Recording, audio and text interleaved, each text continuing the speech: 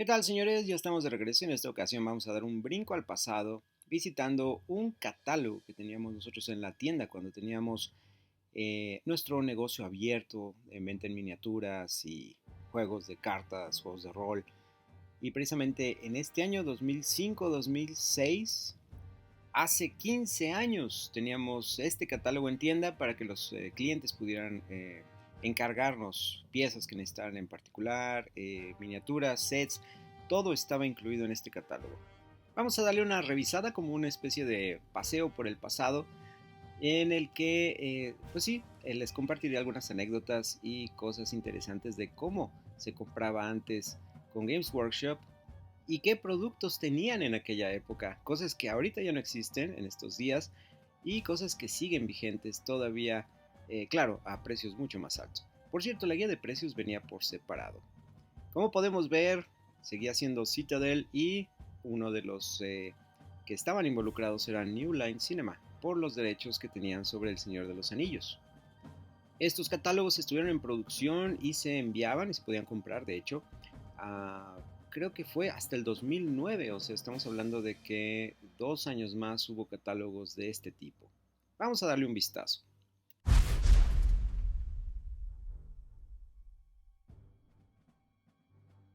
En aquel año, 2005-2006, Lord of the Rings, El Señor de los Anillos, era un juego muy popular, de hecho, era una de las franquicias que apoyaban mucho el crecimiento de Games Workshop.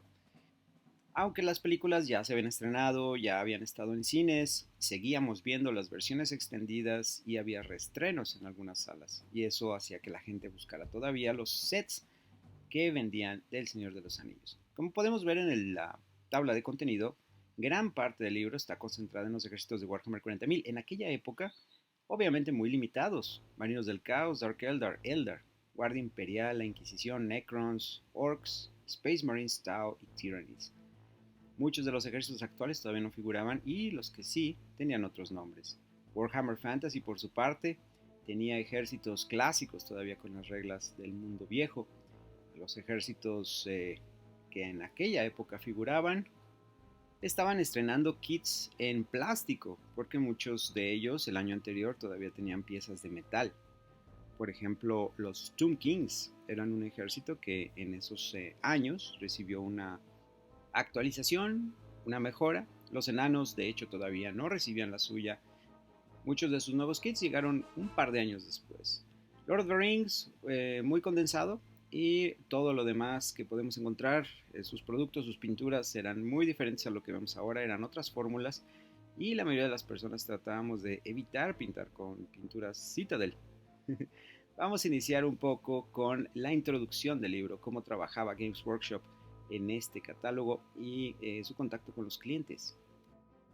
En esta primera página podemos ver cómo se utilizaba el catálogo. Te explicaban principalmente cómo podías buscar el producto. Cada producto tenía un código e incluso cada producto estaba dividido en piezas. Podías comprar las piezas por separado porque también te daban un código de producto. Todo esto se podía pedir ya sea vía telefónica, que era lo más sencillo, en el 01800 394 Game. Sería interesante ver si todavía tienen activa esa línea telefónica. Cuando llamabas, dependiendo del país en el que estuvieras, tendrías que hablar con un representante, el cual hacía muy bien su labor de venta, muy amables, muy amigables, te platicaban sobre las novedades, las cosas que incluso todavía no aparecían en el catálogo, pero ya tenían en venta y las podías ver en la White Dwarf. Y precisamente en esta parte nos explican lo de los códigos y también lo que es el seguimiento. Obviamente tenían su página de internet con venta y también podías mandar tu pedido por correo. Cuando les llegaba, llenaban la orden de tu pedido, cobraban y te enviaban las cosas. Casi todos los envíos salían por Federal Express en aquella época. Y como podemos ver, hasta ahora seguimos igual. La edad recomendada es para mayores de 12 años. El catálogo no era exclusivo para las tiendas, uno como cliente podía incluso encargar uno. Era un producto caro definitivamente porque era pasta gruesa, era como comprar un libro de reglas, incluso un poco más caro. En estas siguientes páginas nos dan una guía de cómo leer el libro, cómo identificar las piezas que necesitan, cómo trabajan en cuanto a, por ejemplo, hay algunas piezas que son al azar. Hay piezas en las que, por ejemplo, si comprabas un Bullgreen, había 4 o 5 modelos diferentes y te mandaban uno al azar, uno de esos kits. Si querías alguno en específico, tenías que, naturalmente, negociarlo con la persona que te atendía vía telefónica. La experiencia de comprar vía telefónica era única realmente, porque las llamadas podían extenderse, platicabas sobre lo que te interesaba, lo que te gustaba, te sugerían cosas, te decía, espérame un momento, déjame checar qué más tenemos por acá. Eh, era, era muy diferente, era más personal. Pero ciertamente, por ejemplo, cuando compré Repentias, me parece, sí te decían, ¿sabes qué? El paquete incluye 2 al azar. Lo que sí es que no vienen repetidas. Muchas veces lo que más pedíamos, por ejemplo, eran piezas que no estaban incluidas en paquetes como las Repentias, por ejemplo, de las Sisters of Battle, los Bullgreens, que eran de metal en aquella época, eran pesados, muy buenas piezas, mucho detalle, incluso me gustan más en cuanto a las poses y el detalle que tenían las caras que los que ahora sacaron en plástico. Eso sí, si se te caían de la mesa, todos volteaban a verte por el estruendo que se hacía con la caída de un Bullgreen. Podemos ver aquí precisamente cómo están empaquetadas las cosas, te las mandan naturalmente a su caja original o las piezas que compras sueltas las envían por separado. Los blisters también te explican cómo vienen y los códigos de cada una de las piezas que se incluyen en ese set. Si por ejemplo alguna pieza venía dañada, torcida o algo, te la cambiaban, nada más tienes que darles el código. Un excelente servicio que tenían. Naturalmente, si querías piezas adicionales, también podías pedirlas vía telefónica o vía tu formato escrito. Por internet sí era muy diferente, no podías accesar a este tipo de cosas. Eran los kits completos nada más y era mucho más limitado. Era de gran ayuda tener este catálogo, podías ver las piezas con gran detalle como ahora lo haces en la página de internet, con la facilidad de poder adquirirlas por separado. Claro que la experiencia de comprar por teléfono terminabas alterando tu lista en el proceso, llegabas con una lista de 10 productos que querías y 5 de ellos no lo tenían en existencia, así es que terminabas comprando otras cosas. Miren, por ejemplo, aquí tenemos uno de los típicos, al azar, 2 de estos Striking Scorpions, todavía en metal, en poses bastante exóticas. Pero bueno, era lo clásico, todavía no salían los kits que salieron después con más detalle, naturalmente también en metal, porque los modificaron al año siguiente. Antes del famoso cambio a resina del Finecast, ¿quién no se acuerda de eso? Pongan ahí en los comentarios, ¿quién le tocó entrar en la era del Finecast? Y acá tenemos precisamente lo que era el apoyo. Llama a los especialistas, y si eran especialistas, eran tus mejores amigos y terminaban convenciéndote de que te llevaras lo más nuevo o las piezas que estaban en promoción. Muchas veces, bueno, no hubo vez que yo les hablara y no saliera con cuando menos una miniatura que no planeaba comprar, pero me convencieron en comprarla. Y así me llené de librarians, capitanes en armaduras de Terminator y recomendaciones, porque naturalmente si veían que tenía cierto interés en algunas piezas te decían, oye, ya viste esta nueva pieza, oye, ya viste lo que hace esta otra, y te lo mandaban. Y muchas veces te podían incluso negociar con ellos y decían, mira, no te preocupes, te voy a poner un descuento de tanto. Sí, era una experiencia muy agradable. Ahí se puede ver cómo era la página de internet en aquellas épocas. Muy sencilla. Nada de flash ni tecnología en 3D, todo era plano. Y vámonos a lo que son las políticas. ¿Cómo se manejaban los precios? Los precios podían cambiar naturalmente y te daban una lista, como les decía, de precios por separado y estos iban cambiando pues a veces mes con mes. Pero sí, la costumbre de Games Workshop era en junio, naturalmente, incrementar sus precios. Ellos también en aquella época te incitaban mucho a hacer conversiones en sus kits, podías mezclar piezas y todo, y era una de las cosas que se ha perdido mucho, la venta de piezas por separado, que es un mercado que siento que Games Workshop no ha aprovechado al máximo. A veces andas buscando ese bastón, esa espada que tiene esta miniatura y lo necesito para modificar esta otra, o necesito un combimeltas. Pues sí, tienes que recurrir al mercado secundario. O ahora con las nuevas tecnologías, naturalmente, pues imprimir las piezas que necesitas. Y bueno, Games Workshop podría estar haciendo esto. Con esto está cerrando lo que es la introducción de nuestro catálogo. La primera sección que ellos manejan es precisamente la de las criaturas del caos. Estos, como eran compatibles con ambos juegos, Era una sección que tenían ya por separado, era como la amalgama entre ambos juegos. Games Workshop tenía Warhammer 40.000 y Warhammer Fantasy y las criaturas del caos que podrían figurar en ambos. Sus cajas eran negras, con los logotipos muy llamativos, no se comprometían ni con Warhammer 40.000 ni con Warhammer Fantasy. Y muchas de estas piezas eran en metal todavía, las más imponentes, y los kits que empezaban a sacar eran las de plástico. Incluían ya sea bases cuadradas para Warhammer Fantasy o bases redondas para que pudieras utilizarlos en Warhammer 40.000. Era la gran novedad prácticamente en este año la separación de esto, y podemos ver aquí algunos de sus primeros kits de los grandes en metal. Cómo han cambiado las cosas, y este muchacho sí mejoró bastante con el paso de los años. Era muy común ver esta pieza caerse de lado en la mesa y sufrir accidentes, perder un ala. Sí, era todo un show. Cosa que sigue pasando con los de plástico, pero no de esta forma, no tan aparatoso. Aún así, yo creo que si nos volteamos a ver cuando alguien llega a jugar a la mesa con piezas de estas, de las antiguas, y dices, ¿qué es eso? Y ya te tienen que explicar, esto es un Bloodthirster, ¿no? Y lo comparas con el kit moderno y dices, no, para mí no me va a costar, es un príncipe demonio.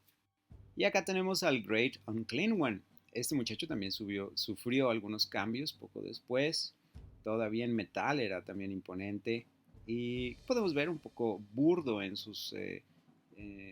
la manera como fue esculpido, pero era lo mejor que había en esa época, era el equivalente a lo que tenemos ahora comparados con otras compañías. Imagínense cómo estarían las otras compañías para que esto fuera lo mejor. Y sí podemos ver una gran cantidad de detalle, mucho, mucho que pintar, mucho donde poder explotar las técnicas de pintura que en aquella época también no eran tan conocidas. Eso también merece un poco de tiempo, pues hasta las pinturas no eran lo que son ahora. Aquí tenemos el Keeper of Secrets, que recientemente sufrió modificaciones que cambiaron su apariencia. Es como si lo hubieran enviado a cirugía reconstructiva.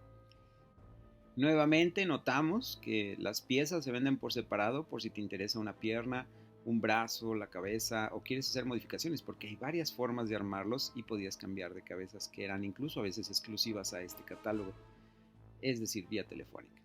Y acá tenemos a el Lord of Change, también en su versión original en metal. Todos los grandes detalles que tiene el actual, pero bueno, un poco más primitivo. Me gustaría ver uno de estos en la mesa, ciertamente. Los cambios de Games Workshop, digo, no todos han sido positivos, no todos han sido negativos, hay un poco de las dos cosas. Aquí están los demonios grandes. Naturalmente vemos una mayor variedad de opciones en cuanto a demonios, los Greater Demons, y te mandaban uno al azar, como podemos ver. Podías decir, mándame uno, a ver cuál te sale. Así nació y así lo mandó el creador. Y piezas por separado como para poder hacer tus propias mezclas, no tenías que comprometerte con uno solo. Podías pedir los tres y hacer naturalmente modificaciones en los kits. Aquí tenemos los Furies. Estos muchachos hicieron también ruido en aquella época, ahora extintos. Cambiaron radicalmente en concepto y naturalmente en diseño y en aplicación, en sus reglas. Vamos a otro clásico, los Bloodthirsters. Nuevamente, de metal. Nada que ver con los kits de ahora. Y estás hablando de 15 años de antigüedad. Finalmente estos muchachos recibieron un poco de cariño un par de años después. Estos kits eran caros, y además, bueno, naturalmente vemos las cajas pesadas, eran de metal. Venían en blisters adentro de plástico que llevaban las piezas por separado sin protección, golpeaban unas con otras, muchas veces tenían las puntas de sus extremidades, las colas medio torcidas o lastimadas. Otra reliquia, las Demonettes. Estas muchachas también en aquella época llegué a pintar muchas de estas para un ejército, y sí, era un ejército caro de coleccionar. La gran variedad de piezas y ciertamente ser de metal hacían que fueran costosos estos kits. Coleccionar demonios era el ejército más caro en aquella época. Esta escuadra, Demonettes and Seekers, nuevamente, piezas de metal, venía el kit, me parece que con 5, bueno, de hecho podías comprar al azar y te mandaban al azar nuevamente las piezas, pero sí, creo que en ese año salió el kit con 5, si bien recuerdo. Oh, los Flamers, también nuevamente, podías pedir piezas al azar, te mandaban 2 naturalmente, y los Screamers. Muy sencillos como podemos ver, no cambió mucho en diseño cuando cambiaron a plástico. Siguen siendo visualmente similares a la hora que los ves en la mesa, salvo los detalles de las como colas adicionales, los tentáculos adicionales que tienen. Otras unidades que eran impresionantes de ver, los Pink Horrors o bien Blue Horrors, dependiendo cómo quisieras pintarlos, nuevamente en metal. Gran detalle en estos Pink Horrors, las facciones, las expresiones que tenían resaltaban con la pintura. Y vámonos con Nurgle también, tenemos a los Plague Bearers, también nuevamente una escuadra que venía en metal. El catálogo incluso nos daba una pequeña sección de cómo pintarlos, cómo darles el seguimiento para lograr ese detalle, paso a paso. Las piezas también adicionales que podías agregar a las bases de Nurglings, que eran muy diferentes a las piezas de plástico que ahora existen, pero sí esos Nurglings los podías agregar a las bases de otras unidades o bien formar tus plantillas de Nurglings. Los sabuesos del caos, los Warhounds, también en metal, poco tiempo después cambiaron a plástico. Y el Spawn también, nuevamente un kit de metal. Muy bonito, de hecho me gustaba mucho más en cuanto a diseño y pose que los que podías lograr en los kits de plástico. No sé cómo lo ven ustedes, pero esta pieza en particular, el Spawn, me parecía sí más imponente, más una aberración, no una figurita de plástico que parecía como de juguete. Aquí los colores de las diferentes unidades te dan una base de qué colores necesitas, en qué orden los debes aplicar, en fin, si se necesita hacer alguna mezcla. Una gran guía de pintura y de hobby en general. Ya casi estamos de hecho cerrando lo que es el contenido en cuanto a demonios. Lo que sigue son algunas fotografías y cómo se pueden hacer lucir mucho más las unidades, como en este caso, por ejemplo, las Demonettes. Naturalmente esta plantilla no es legal, era de exposición, pero sí para que puedas inspirarte y dar rienda suelta a tu imaginación y creatividad. Y regresando un poco a lo que era la pintura, como podemos ver aquí, no había realmente muchas guías en internet, no encontrabas más que pues sí foros donde podías compartir tus avances y encontrar retroalimentación, algunos tips de pintura. La tecnología ha cambiado, las cosas han cambiado, ahora tenemos acceso a los profesionales de la pintura, muchas nuevas técnicas que incluso en aquella época no existían, gracias a los diferentes productos químicos que nos venden ahora. Las pinturas Citadel ahora son mucho mejores de lo que eran en aquella época. Todavía tengo algunas guardadas de esta época, créanme, no son pinturas a las que quiera regresar. Los colores sí han cambiado también. Y aunque en su inicio nos dieron una tabla de conversión de colores, que ya no tengo idea dónde quedó, son mucho mejores ahora, definitivamente. Y bueno, le dimos un paseo al inicio de este catálogo, vimos a los demonios, vamos a pasar a Warhammer 40.000. Gracias por acompañarnos, nos vemos en el siguiente video.